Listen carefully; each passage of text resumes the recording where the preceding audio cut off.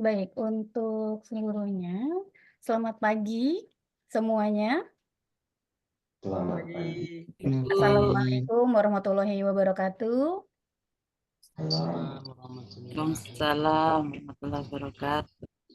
Baik, terima kasih untuk segala perhatiannya pada pagi hari ini. Agar pagi hari ini kita bisa diberikan kemudahan dalam menerima ilmu, sebaiknya kita berdoa terlebih dahulu. Menurut agama dan kepercayaan masing-masing, berdoa dipersilahkan.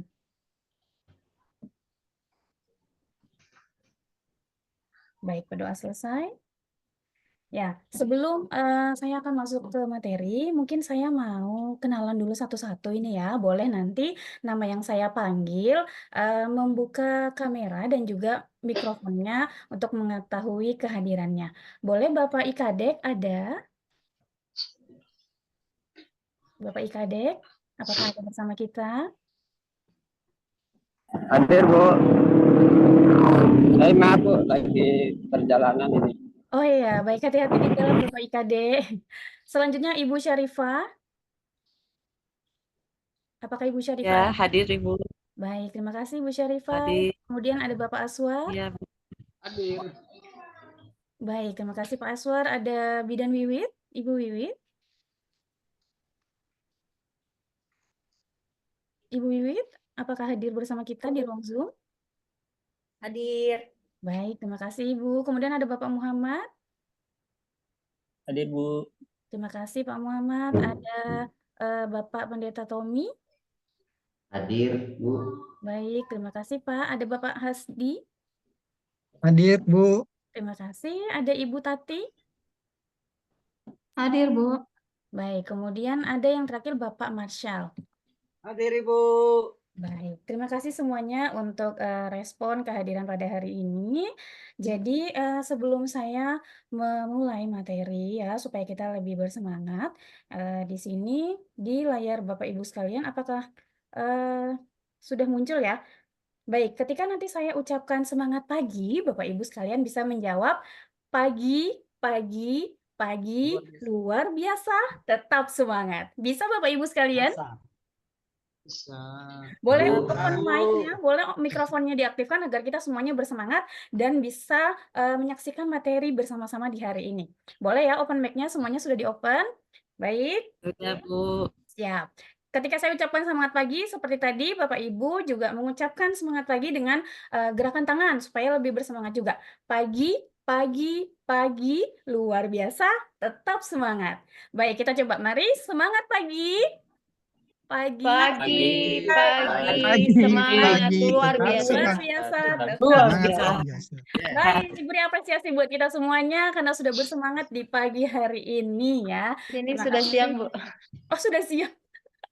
Oh iya benar ya Bu, terima kasih sudah mengingatkan kalau ini sudah siang ya. Tidak terasa bahwa siang hari ini saya akan melanjutkan materi ya, terutama siang hari ini saya di pertemuan pertama, jadi saya mau kenalan dulu nih dengan Bapak Ibu sekalian ya, karena ada istilah tuh tak kenal maka kenalan ya. Jadi nama saya Enda Purwanti Handayani, saya di Kebidanan Stikes Jayapura. Ini adalah kontak saya dan ini email saya dan juga beberapa sosmed saya, sehingga nanti ketika di luar jam pelajaran boleh Bapak Ibu mengkontak saya kembali jika ada hal-hal yang mau dipertanyakan. Nah, baik Bapak Ibu. Di sini saya memiliki beberapa gambar. Ada gambar A, B, dan juga gambar C.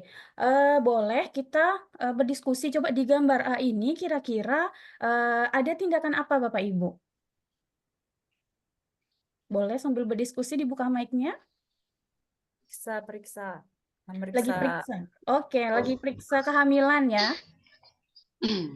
Lagi periksa kehamilan. Kemudian kalau yang gambar B ini, kira-kira sedang apa ini? Ada petugas, ada pasien sedang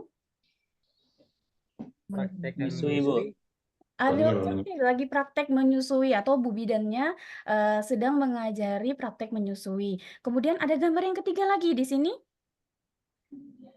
Dosen mengajar. Dosen mengajar. Baik, di sini yang diajar di sini kelihatan seragamnya berwarna biru. Biasa cenderung dengan apa Bapak Ibu kalau berseragam biru mahasiswa? Putih biru? Kesehatan. Ya, Kedokteran. kesehatan atau kebidanan, ya, Perawat, baik. bidan. Nah, jadi kira-kira nih dari gambar A, B, dan C, apa namanya, akan mengarah ke mana? Fungsi seorang bidan akan mengarah sebagai apanya nih Bapak Ibu sekalian?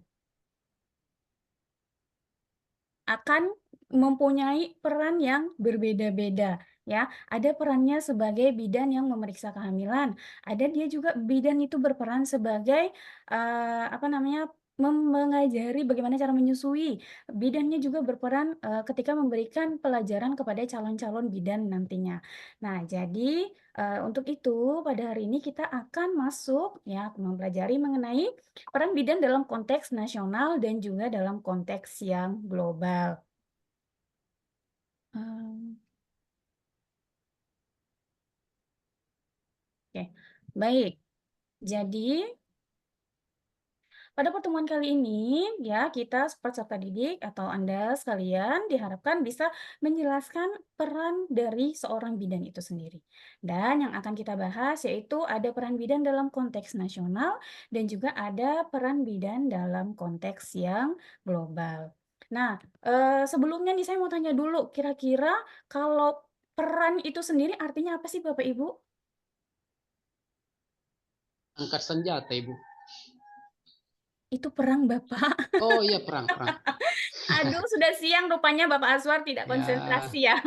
Di sini saya membahas mengenai peran, bukan perang, Bapak. Baik, boleh ada pendapat lain dari Bapak Ibu yang lain mengenai peran itu apa sih sebetulnya? Bentuk Fungsi Ibu. partisipasi, Bu. Bagaimana Ibu? Izin Ibu, peran adalah fungsi. Peran adalah fungsi ya, baik. Dari Ibu Syarifah ya, berpendapat bahwa peran itu adalah fungsi. Ya, kita coba lihat bersama-sama sebetulnya peran itu apa sih?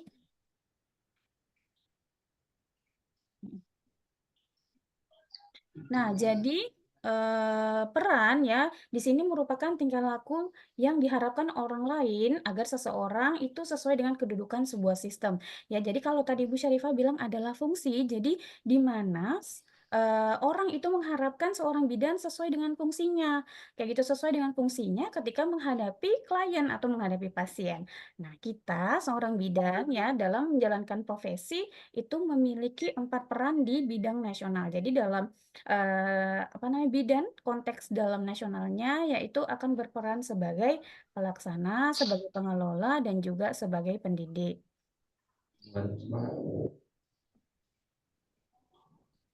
Baik, kita akan masuk di peran bidan dalam konteks nasional ya, di mana tadi sudah saya sebutkan bahwa peran bidan dalam konteks nasional ya atau kita di Indonesia itu biasanya akan bertugas ya menjadi pelaksana, kemudian bidan sebagai pengelola, bidan sebagai pendidik dan juga bidan sebagai peneliti. Kita akan masuk satu persatu yaitu yang pertama adalah bidan sebagai pelaksana, di mana secara harafiahnya atau secara arti saya sebagai bidan dan kita ada calon-calon bidan nantinya, yaitu ketika melaksanakan asuhan di lapangan, pemberian asuhan kebidanan, itu kita memiliki tugas secara mandiri, secara kolaborasi, dan juga rujukan. Ya, dalam artian ketika kita memberikan asuhan kebidanan kepada ibu secara mandiri, kita memberikan pelayanan sendiri, seperti tadi di gambar, ya, seperti contoh di gambar tadi, ada seorang bidan yang gambar A sedang memberikan pemeriksaan kehamilan, ya, dia memegang Doppler, kemudian, taruh di perut ibu, itu adalah tugas seorang bidan secara mandiri. Ya, jadi sebagai, pelaksana secara mandiri itu melakukan pemeriksaan sendiri, ya. Jadi benar-benar memaksimalkan perannya beliau menjadi seorang bidan melaksanakan peran yang mandiri. Kemudian yang berikutnya yaitu, peran bidan sebagai pelaksana, ya, di mana, sebagai tugasnya sebagai kolaborasi, ya. Jadi ketika seorang bidan itu tidak bisa melaksanakan tugasnya dengan mandiri, maka harus kolaborasi, ya, dalam hal ini berkolaborasi dengan tenaga kesehatan yang lainnya. Sepertinya di sini, saya melihat ada, selain bidan ya benar ada dari ahli gizi, kemudian ada dari perawatan. Ya, nah jadi ketika bidan itu bertugas bukan hanya memaksimalkan tugasnya sendiri, tetapi bisa berkolaborasi dengan tenaga kesehatan yang lainnya, ya, untuk nanti memudahkan dalam tugas hari-harinya. Selain itu juga tugas rujukan, ya. Jadi ketika melakukan tugasnya perlu dilakukan rujukan contoh dari puskesmas menuju ke rumah sakit karena di puskesmas pelayanannya atau sarana dan prasarananya kurang memadai ya jadi bisa melakukan rujukan ke rumah sakit ya atau rujukan juga bisa di antar rumah sakit Bapak dan Ibu ketika misalnya di ruangan bersalin ya membutuhkan hasil darah. Nah, rujukan bisa dilakukan rujukan ke bagian laboratorium untuk mendapatkan sampel darahnya seperti apa. Apakah ibu ini nanti membutuhkan bantuan untuk transfusi darah ataupun apakah ada penyakit lain yang harus diketahui.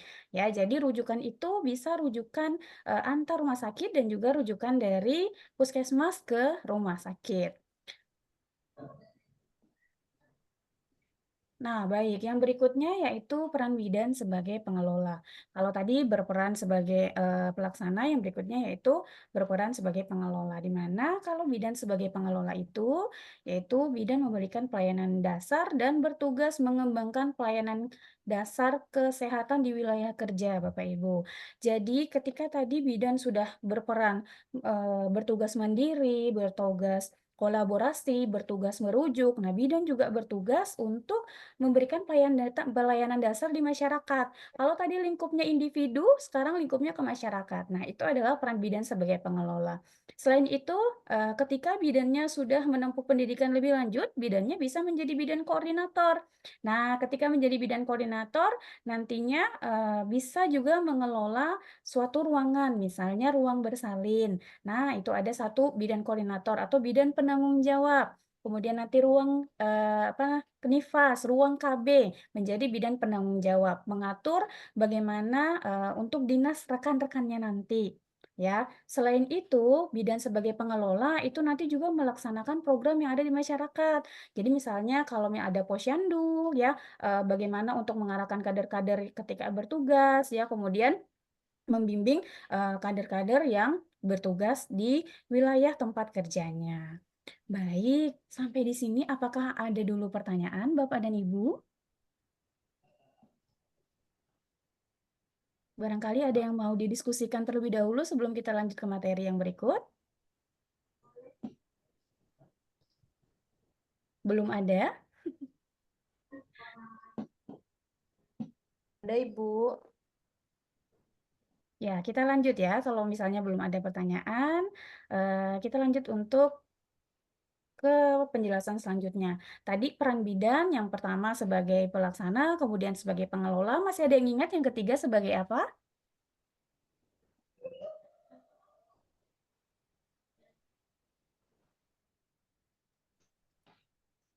Si, Bagaimana Bu, Ibu Wiwit? sebagai kolaborasi ya Bu ya? Sebagai kolaborasi. Apakah ada pendapat lain sebagai kolaborasi? Tadi ada 4 nih peran bidan. Pelaksana, pengelola. Pendidik. Bagaimana Bu? Pendidik. Pendidik. Ya, baik, benar sekali ya. Terima kasih untuk responnya. Yang berikutnya itu peran bidan sebagai pendidik. Nah, peran bidan sebagai pendidik ini yaitu memberikan pendidikan dan penyuluhan kesehatan kepada klien ya atau kepada pasien ya. Kemudian melatih dan membimbing kader di wilayah kerja. Nah, bidan sebagai pendidik ini bukan hanya kita memberikan pendidikan kepada calon-calon kader atau pada kader-kader, tetapi tadi ada contoh yang digambar sebelumnya tadi yang gambar C. Ya, tadi ada yang menjawab ada seorang dosen yang sedang mengajar. Nah, itu adalah salah satu contoh bidan sebagai pendidik, Bapak Ibu. Ketika bidan sebagai pendidik, maka memberikan atau mentransfer ilmu ya kepada orang lain. Itu adalah fungsi bidan sebagai pendidik. Salah satunya adalah dosen. Ya, selain itu ketika bidan di masyarakat memberikan penyuluhan, yaitu juga adalah bidan sebagai pendidik. Artinya memberikan ilmu atau mentransfer ilmu kepada orang lain itu adalah salah satu peran bidan sebagai seorang pendidik. Nah, peran yang berikutnya yaitu bidan juga memiliki peran sebagai peneliti ya, di mana sebagai peneliti bidan mengidentifikasi kebutuhan atas investigasi yang akan dilakukan, ya, kemudian menyusun rencana kerja pelatihan, melaksanakan menginvestigasi sesuai dengan rencana. Jadi ketika seorang bidan itu menjadi peneliti, ya, bahwa bukan hanya dalam hal penelitian yang harus ibaratnya seperti kita mendengar bahwa penelitian harus turun lahan, ada responden yang harus wawancara ataupun ada instrumen yang harus diisi, ya, tapi peneliti di sini yaitu melihat bagaimana programnya di tempat kerjanya berjalan sesuai atau tidak.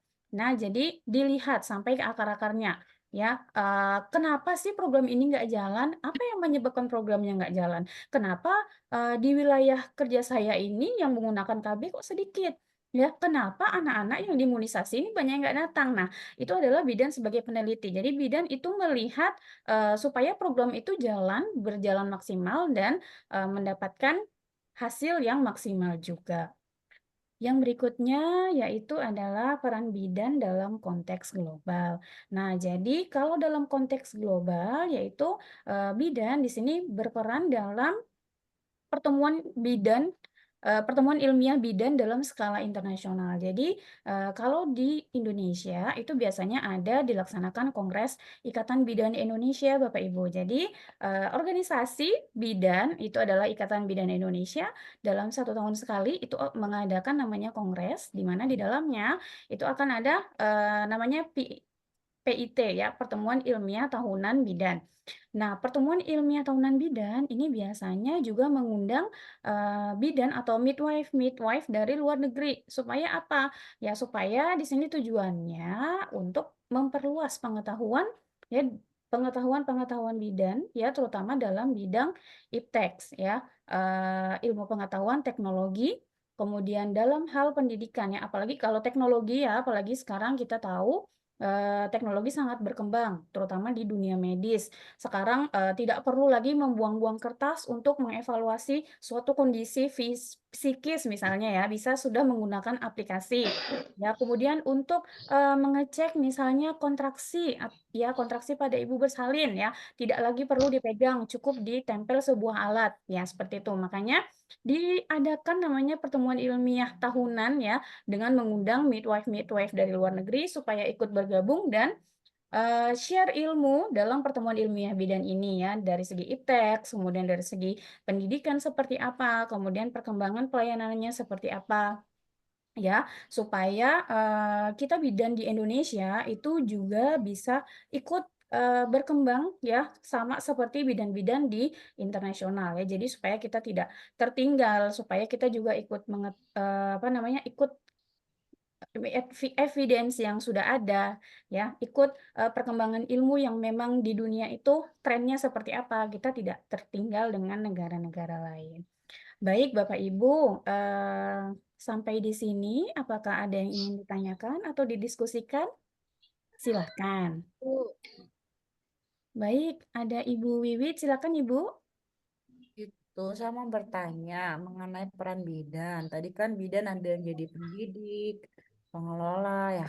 Terus itu gimana kalau misalnya bidan-bidan yang dia setelah lulus tapi dia seperti kayak bekerja di bank, yang dia bekerja bukan di bidangnya, itu bagaimana ya Bu ya?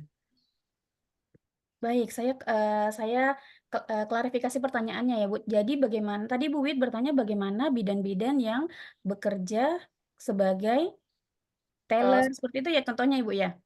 Nah, Contohnya itu seperti apa? apakah sesuai dengan perannya atau tidak?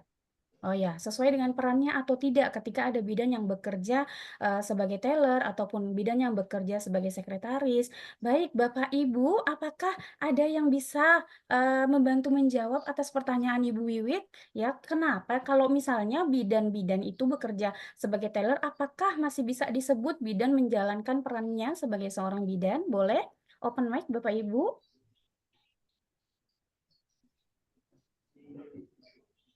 Izin, Bu. Ya, silakan Bapak Tommy. Pak Marsal, Bu, Pak Marsal. Oh, Pak Marsal. Baik, monggo Pak Marsal, silahkan. Kok saya? Atau siapa ya tadi? Iya, oh, Saya tidak bisa juga melihat tadi mungkin. siapa yang bersuara. bisa juga mungkin mungkin mungkin kalau dari saya mungkin saya nggak tahu apa kenapa, tapi kalau saya amati itu mungkin lebih kepada penyebabnya. Mungkin kenapa seorang sarjana, contoh sarjana bidang mungkin tidak bekerja sesuai dengan bidang ilmunya, mungkin karena kurangnya waktu bermasuk kuliah, kurangnya apa pemahaman tentang apa yang akan dipelajari, terus kurang masukan dari orang tua, kurang ya kurang kurang segalanya lah. Makanya ketika sudah kuliah, jiwanya kayak terpaksa begitu. Sudah tamat saja, yang penting tamat dapat ijazah, nanti ijazah kita kasih masuk di bank-bank. Kalau saya sih lebih kepada penyebabnya sih. Ya, baik. Terima kasih untuk tanggapannya Pak Marshall. Kalau Pak Marshall sendiri tadi menanggapi kalau itu kembali lagi ke anaknya, barangkali itu kurang penguatan entah dari orang tuanya. Jadi anaknya itu asal kuliah saja, yang penting nanti lulus dapat ijazah. Ya, jadi kalau misalnya nanti kalau sudah lulus bidan dia bekerja di bank, apakah masih bisa disebut seorang bidan? Ya, kalau misalnya dia sudah bekerja di bank, kita tidak bisa menyebutnya dengan orang tersebut menjadi seorang bidan seperti itu. Karena kembali lagi tadi peran dan fungsi yang bidan ya, tugasnya bidan tadi secara mandiri, kemudian secara kolaboratif dan juga secara rujukan. Jadi ketika misalnya karena mungkin tadi seperti kata Pak Marshall dia tidak sesuai hati nuraninya. Jadi ketika lulus ya udah deh yang penting saya selesai, yang penting saya dapat ijazah. Ya perkara nanti ijazahnya saya mau masukkan ke bank atau perkara saya nanti misalnya mau jadi sekretaris ya itu kembali lagi ke individunya, tapi kita tidak bisa menyebut yang bersangkutan adalah seorang bidan ya, karena tidak menjalankan peran dan fungsinya ketika berada di lapangan atau ketika berada di masyarakat. Seperti itu Ibu Wiwi, apakah bisa dipahami Bu? Belum teropen kayaknya mic-nya. Baik, sudah clear ya Ibu Wiwit? Ya, baik. Apakah ada pertanyaan lagi Bapak dan Ibu terkait materi kita pada hari ini? Tidak ada, berarti sudah jelas semua ya Bapak Ibu, bukan bablas ya Bapak dan Ibu, kalau bablas lewat aja ya. Kalau kalau jelas berarti sudah masuk di relung sanubari ya Bapak Ibu. Nah baik, kalau misalnya sudah tidak ada yang kita diskusikan, kita lanjut untuk yang berikutnya yaitu di kesimpulan. Tadi kita sudah membahas tentang apa Bapak Ibu? Peran Peran Peran Yang bidang, Kak, Bu. Ya, benar sekali ya. Jadi kita tadi setelah membahas peran bidan, di mana peran merupakan tingkah laku yang sesuai dengan kedudukan pada sebuah sistem. Ya, tadi di mana kita telah pelajari bersama ada peran bidan ya dalam hal ini konteksnya dalam nasional, yaitu sebagai pelaksana, pengelola, pendidik, dan juga peneliti. Kemudian ketika peran bidan dalam konteks global tadi, yaitu mengikuti ya atau mengadakan adanya pertemuan ilmiah tahunan dengan dihadiri oleh midwife atau bidan-bidan dari luar negeri. Tujuannya supaya ada pengembangan iptek dan juga ilmu. Nah, baik, Bapak Ibu sekalian, jadi di sini saya memiliki tugas yang bisa Bapak Ibu kerjakan ya. Nanti tugasnya mengisi pada Google Form ya, linknya ada di bawah ini, boleh nanti Bapak Ibu isi.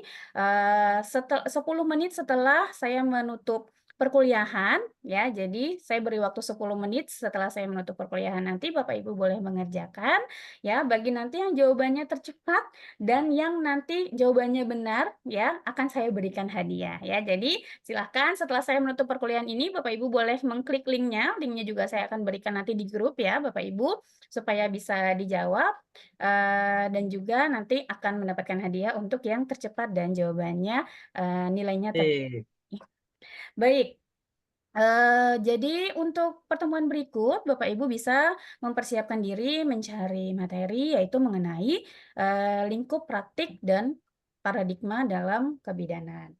Baik, karena tadi kita awali dengan doa, maka mari kita akhiri juga dengan doa bersama-sama menurut agama dan kepercayaan masing-masing. Berdoa dipersilahkan. Berdoa selesai. Baik Bapak Ibu, di sini saya akan mempunyai sebuah pantun, ya boleh Bapak Ibu open mic, nanti ketika saya menyebutkan satu kalimat, Bapak Ibu bisa bilang, cakep. Bisa ya Bapak Ibu ya? Baik, boleh open mic-nya Bapak Ibu sekalian? Ya baik, saya coba dulu ya. Jalan-jalan ke kota Sentani, Cakep. Cakep. pasti Cakep. melihat keindahan Gunung Siklop yang menjulang tinggi. Cakep. Cakep.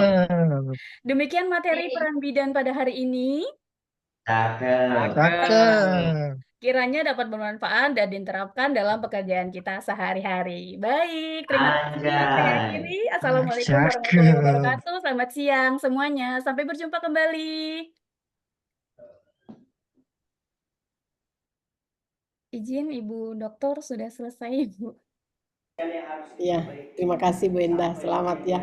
Semangat sekali nih Bu Endah. Saya kira kita sepakat ya Bapak Ibu. Oke, baik. Kita dengarkan dulu respon pengamat.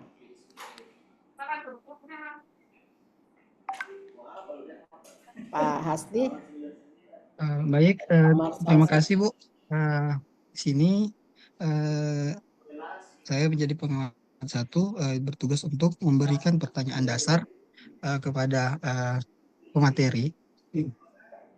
Mungkin untuk pertanyaan dasarnya saja terkait masalah peran bidan ya, terkait masalah peran bidan. Apa saja sih yang harus diperhatikan seorang bidan agar dapat menjalankan tugasnya, menjalankan tugasnya atau perannya dengan baik kepada masyarakat. Mungkin itu saja untuk pertanyaan dasarnya. Terima kasih.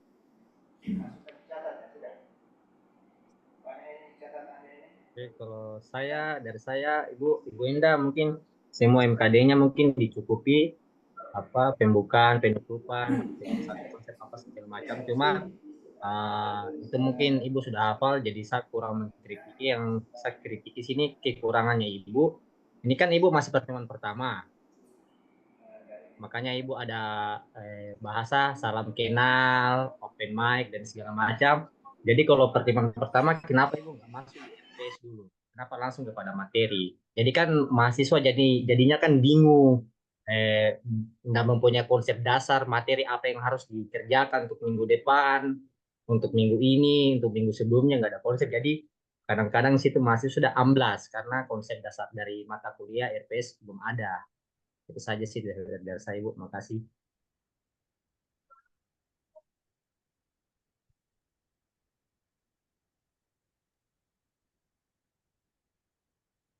Ibu Kartika.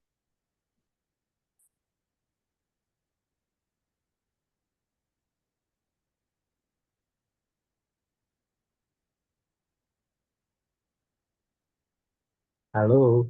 Ibunya mana ya? Sabar, Pak. Iya Pak, tunggu dulu di saya ada ini dulu sedikit. Siap, Ibu. Jadi begitu, Ibu. Kenapa langsung Ibu pembukaannya itu tidak itu loh. Maksudnya pembukaannya langsung kalau mau bawa materi nggak usah pembukaan. Halo, salam kenal, absen ya, sambil salam kenal. Nah, kan jadi miss kayak kelihatan Ibu grogi begitu. Ibu tarik nafas saya dulu santai, relax. Baik Bapak, jadi dalam bayangan saya tuh, saya kan ini baru masuk satu kali, jadi itu saya belum mengenal peserta-peserta didik, makanya tadi saya sampaikan salam Itu kenal di luar seperti itu. konteks, Ibu. Baik Bapak, siap. Ibu tinggal Jayapura, sama berapa orang Jayapura sini? Jayapura semua apa ini? Tidak semua sih Bapak, saya disentani dengan Bu Wiwit Pak. Yang di Jayapura itu Bapak Ikadek. Pak Ikadek Jayapura mana ini? Di Saya Sentani juga, Bu. Oh, Dari Aryo apa Pak? Rumah sakit Martin Inde. Pak siapa yang Martin Inde? Pak Ikadek. Pak Ikadek. Iya betul di Martin Inde. Pak Siap, Muhammad siap. di Sentani di mana Bapak? Di Doyo Baru, Bu. Walah, jauhnya tapi di Tangga. sih di Uncen. Tapi ngajar sama-sama Pak Marsal di Uncen. Oh iya, kok nggak pernah ketemu kita? Loh, Enggak, satu kita, tempat. kita satu angkatan juga, Pak. Aduh, Bapak ini bagaimana? Oh iya, Pak dari mana? Saya di MIPA, Pak. Oh iya memang, tapi waktu latsar beda ini, beda kelompok. Iya, beda-beda. Tapi Oh, tempatnya Bu apa? Pak Punama terkenal, jadi saya kenal. Masa? Terkenal Oh, ya terima Bapak kasih. Marcel Oh, ya. satu angkatan sama Pak Diro. Ya, Satu angkatan sama Pak Diro kan? sama-sama Pak, angkatan 2022. Pasti kelompoknya. Oh, kelompoknya bukan sama Rate kalau Nanti ke Pak Pak. kenal ya. Oke, baik Bapak Ibu, saya minta maaf karena ini ada juga proses eksekusi di ruangan saya, mahasiswa yang seminar hasil. Baik Bapak Ibu ya, selamat Ibu Enda, saya kira sudah menyelesaikan satu sesi kegiatan mengajar yang saya kira sangat menarik. Kita lanjutkan kepada peserta berikutnya, Bapak Muhammad Asgar Nazal, ya sebentar. Akan diamati oleh